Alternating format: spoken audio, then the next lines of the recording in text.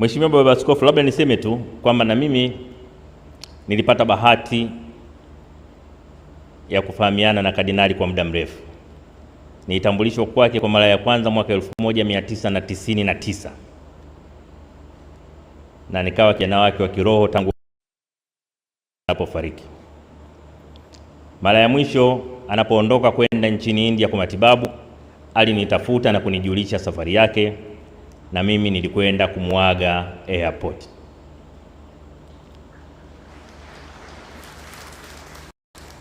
Usingeweza kufikiri ni mtu mwenye maumivu, ni mtu mgonjwa sana. Alisimama, alitembea na mimi zaidi ya hatua 20 akinionyesha ambavyo bado ana dhamira ya kuendelea kuishi. Lakini Mungu peke yake alikuwa anajua tarehe yake ya kuondoka ilikuwa lini.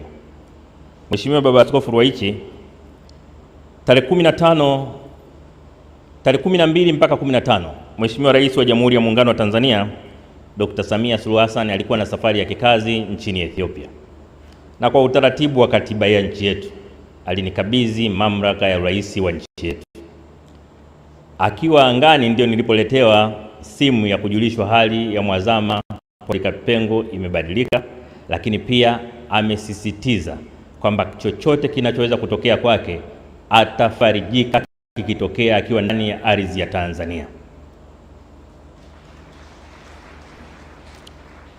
Na nilipoombwa kusaidia ufanikishaji, nilipoambiwa kuna changamoto kidogo ya usafiri, kwa kuwa nilikuwa nimekabidhiwa rungu kwa mamlaka ya urais ninayo mimi wakati huo, nikasema mbona jambo dogo hili?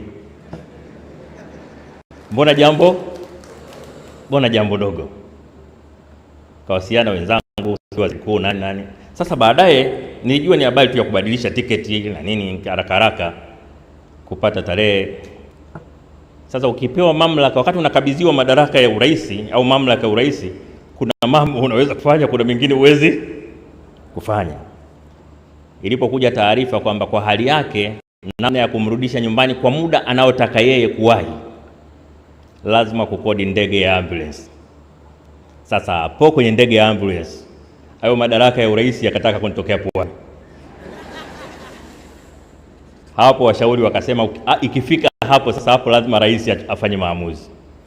Basi nikamwandikia rais wetu ujumbe mrefu kumweleza mchango wa miaka 35 Kardinali Pengo. Alifanya hivi. Mwisho rais akasema makamu, mbona unazunguka sana, sema shida ni nini? Nikamwambia shida ambulance. Rais Samia akasema nimeridhia, fanyeni mchakato, ifanyike haraka sana.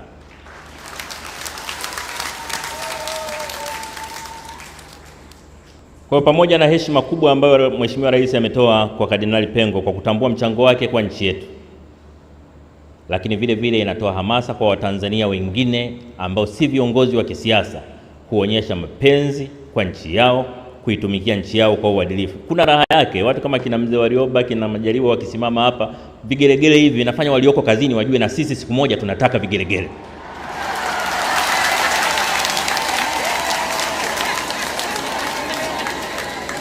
Lakini pia kujua kwamba nchi hii kila mtu ana nafasi na wajibu wa kuitumikia. Katika utumishi wa nchi yetu tusitegeane. Kila mtu atumikie nchi yake kwa nguvu zake zote. Nimekuwa nikiyasema haya mara nyingi. Mimi hata mambo ya kugombana kivyama mimi siyapendi sana, ujinga tu. Nchi yenu moja, nchi yenu wote, mnagombana nini? Mtakuwa mashahidi. Hata nilipokuwa katibu mkuu wa chama, nikisikia mwana CCM ameongea maneno ya hovyo zidi ya upinzani, nilikuwa nakemea mara moja, kwa sababu ni ujinga tu. Kwa sababu vyama vya siasa navyo vimeundwa kwa mujibu wa katiba ya nchi. Mtu anapojiunga na chama kingine, maana yake naye anataka kutumikia nchi yake kwa njia nyingine, lakini utumishi ni utumishi.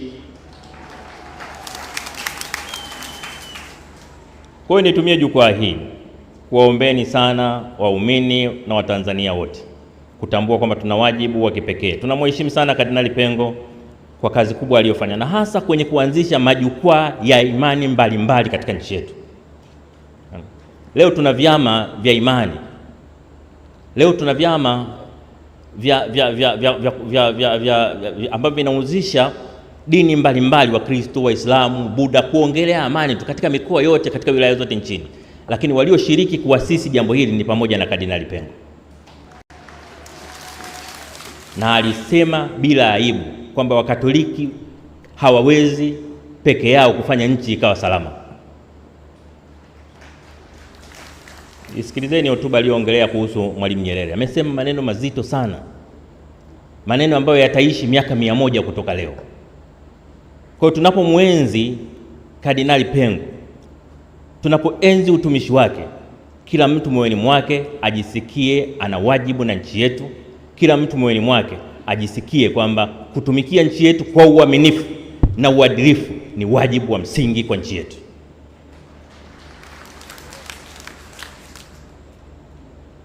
Mababa Askofu, niombe kuwahakikishia sisi kwa nafasi yetu tutaendelea kujitahidi.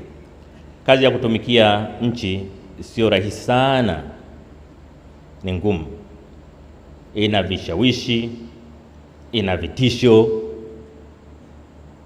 lakini ndio maana maaskofu, mapadri, mashehe wapo, ili watumishi wengine katika maeneo mengine mizigo inapoelemea, maaskofu, mashehe, mapadri wote waweke mikononi mwa Mungu. Kwa hiyo tunaomba msituache katika maombi yenu, msituache katika maombi yenu. Tutaanguka mara nyingi, tuombeeni tuamke.